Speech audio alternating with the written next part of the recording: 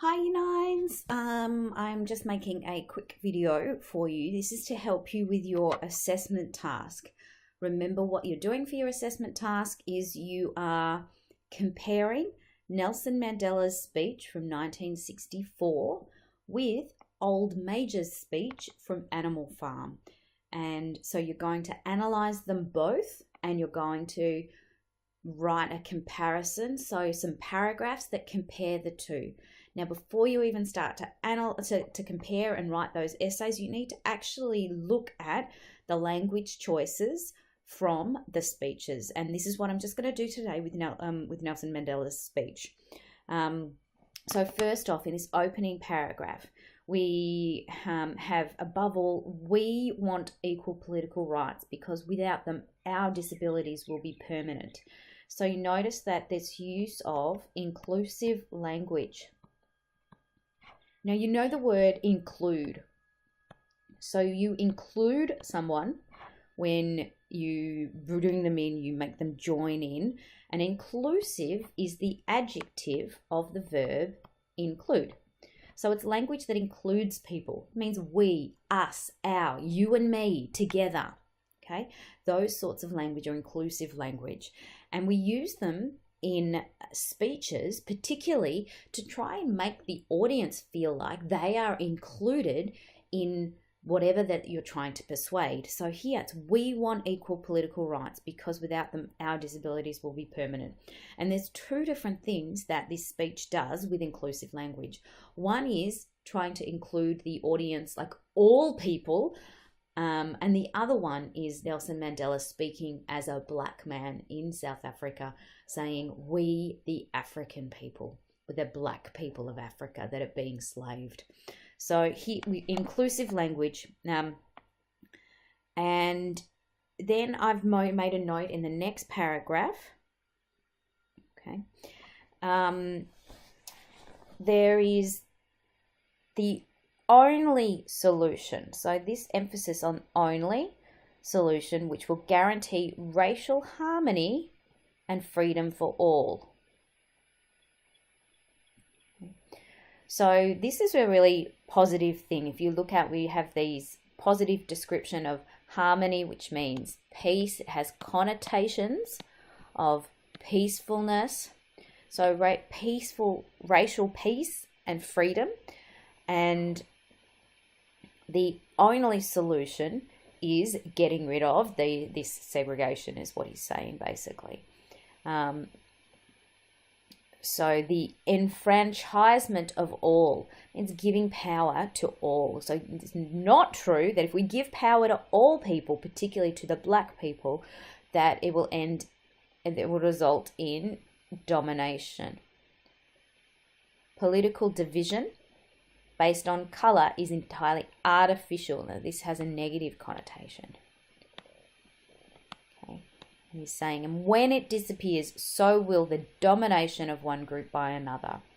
So these political divisions, when they disappear, there will be no more domination.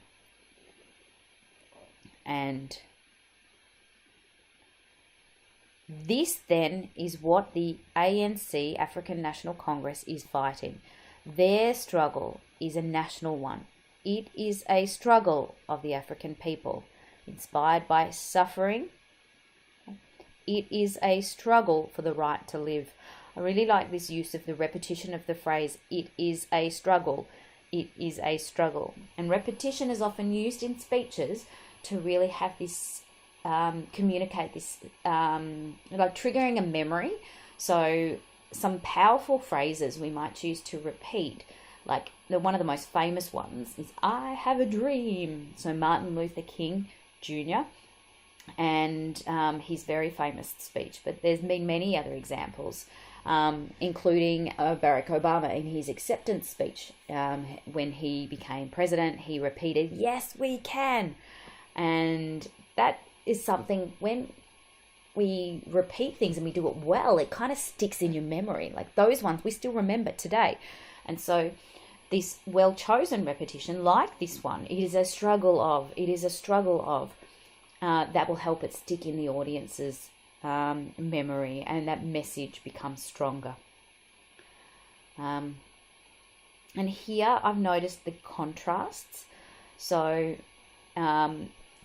this technique of contrast is used to juxtapose. Now this word, juxtapose, just simply means to put two things next to each other.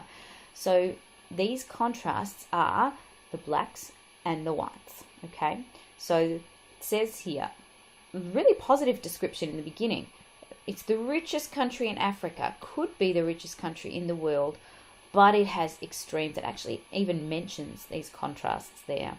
The whites, so whites here, and the positive description, the verb is enjoy, which is a positive verb. And then the description of what they enjoy, the highest standard of living in the world. So there's a positive description of the life of the white person, shown with the verb enjoy and the description of the highest standard of living in the world. And there's this contrast, while Africans live in poverty and misery. So the life of whites in Africa contrasted with these negative, these are actually nouns, to be living in poverty and living in misery. But poverty and misery are words with really negative connotations. So we have this positive and negative contrast, which helps to create an appeal to sympathy and also unfairness. Sorry, an appeal to fairness. Because it seems unfair that one group has a bright life and a high standard of living and the other group is in poverty and misery. So this is an appeal to fairness. And it says here some more of these negative descriptions and appeals to sympathy continue here, with poverty going hand in hand with malnutrition and disease. Malnutrition meaning not having enough food, and disease obviously being sickness. And it is very high amongst Africans, and the incidence of infant mortality. So this word infant mortality meaning the death of children is one of the highest in the world. So this is really appealing to the audience to sympathise with the life of Africans and to therefore recognise the unfairness and encouraging them to act to bring down the system. And we've got a bit of logic here. So this lack of human dignity experienced by Africans is the result of the policy of white supremacy. And so this is just a logical, calm statement. And the white supremacy, again, is juxtaposed with black inferiority. Finally, in this last paragraph, we have again some combination of so positive descriptions and also repetition and some emotive appeals. It means appeals to emotion. Emotive appeals.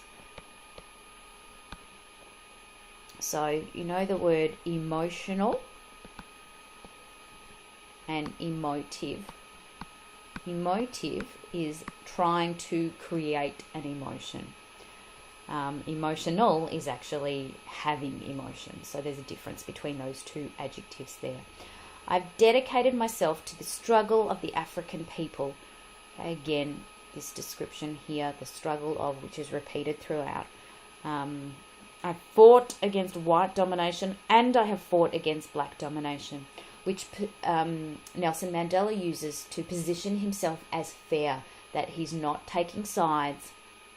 And I have cherished, this is beautiful adjectives here, I've really loved this ideal of a democratic and free society, positive descriptions here, where all persons live together in harmony with equal opportunities. So this idea of all of these good things are ones that I believe in.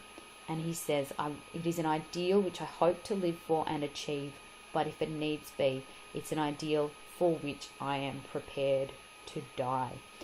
So there's I want to live, but I am prepared to die. And remember, this last sentence is the last sentence at his trial.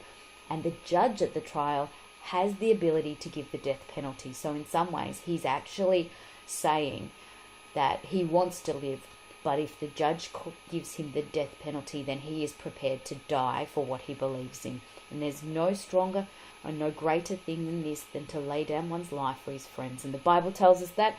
And I know this isn't a Bible class, but I just think that parallel there of Nelson Mandela being prepared to lay down his life for his country is something that we should all admire. So there you go. That is my analysis, a very quick one, of Nelson Mandela's speech. I hope and pray that this helps you. Thank you all.